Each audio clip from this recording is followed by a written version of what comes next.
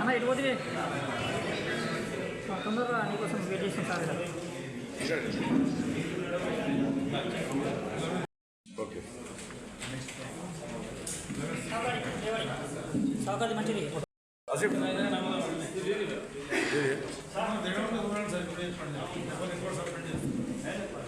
Check చేసుకోవాలి.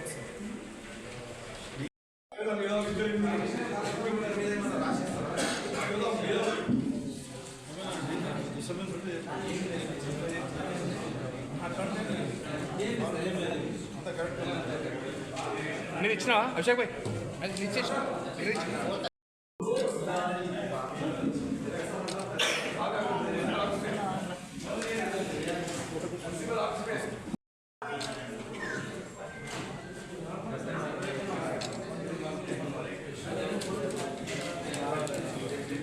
ఒకవేళ కరువున్నాను కూడా నారాయణఖేడ్లో నీళ్లు లేకపోతే నల్లవకెళ్ళి నీళ్ళు తీసుకొని వచ్చి నారాయణఖేడ్ వాళ్ళకి నీళ్ళు తాగిపించినాం.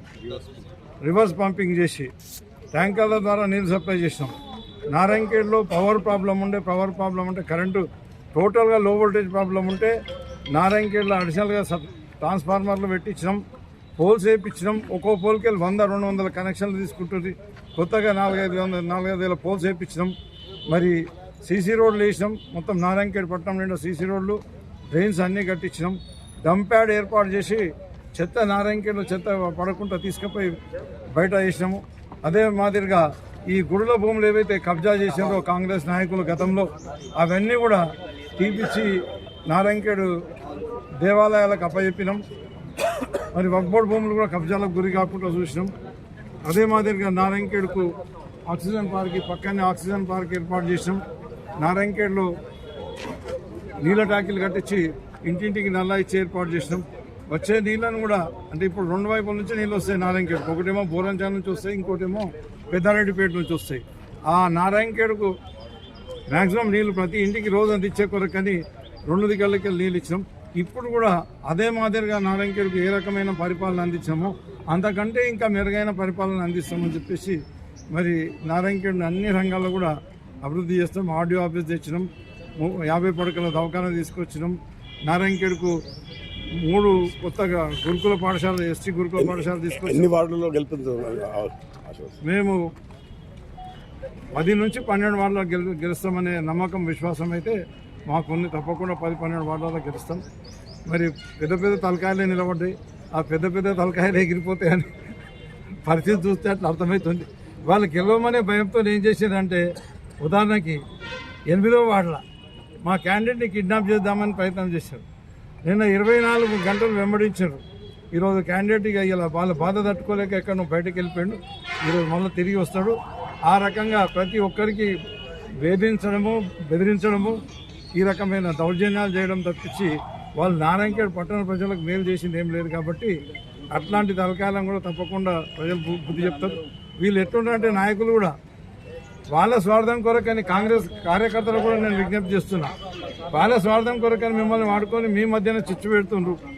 మీకు టికెట్లు ఇస్తామని చెప్పేసి ఈయన మీద పోటీ చేయి, ఆయన మీద పోటీ చేయి, ఈయనకని చెప్పేసి రకరకాలుగా నామినేషన్లు వేయించి మీ అందరికీ దోకా చేశారు. కాబట్టి మీరు వాళ్ళకు ఈ ఎలక్షన్లో గుణపాఠం తప్పకుండా చెప్పాలని చెప్పేసి నేను ఎవరైతే నామినేషన్ వేయించి వాళ్ళని తర్వాత అవమానపరిచిండ్రో వాళ్ళందరూ కూడా ఈ ఎలక్షన్లో బుద్ధి చెప్పి మరి బీఆర్ఎస్ పార్టీకి మద్దతు చేయాలని చెప్పేసి నేను వాళ్ళందరూ కూడా విజ్ఞప్తి చేస్తాను.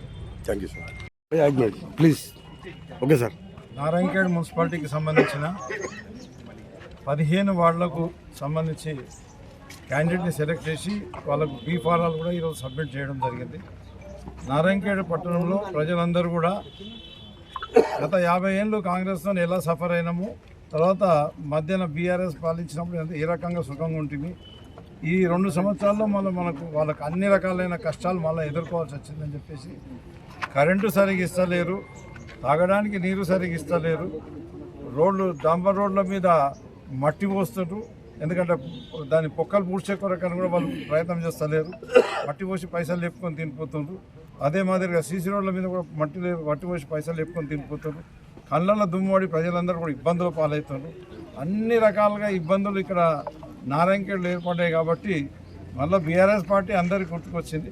ఎక్కడ పోయినా కూడా వస్తుంది, ఎక్కడ పోయినా ప్రతి ఒక్కరు కూడా మీరున్నప్పుడు మాకు అంత సుఖంగా ఉండే, ఇప్పుడు మీరు పోయిన తర్వాత ఎక్కడి చెత్త అక్కడ ఉంటుంది, వాళ్ళ మధ్యన ఓపెన్ ప్లాట్ ఉంటే ఓపెన్ ప్లాట్లో చెత్త ఉంటుంది, మోర్లు తీస్తలేరు, వాసన అట్లనే కంపు వాసన లేచిపోతుంది.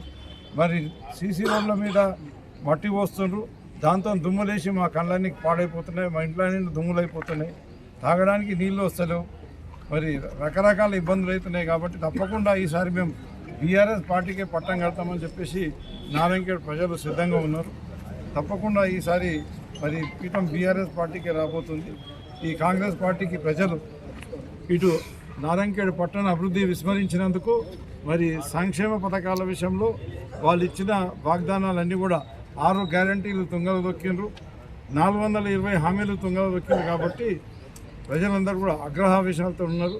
వీళ్ళు ప్రజలే కాకుండా యువత, విద్యార్థులు మరియు మహిళలు, ఎంప్లాయీస్ కూడా వాళ్ళకు కూడా ఎన్నెన్నో హామీలు ఇచ్చి వాళ్ళ ఓట్లు వేయించుకోవడం జరిగింది. వాళ్ళు కూడా వ్యతిరేకంగా ఉన్నారు.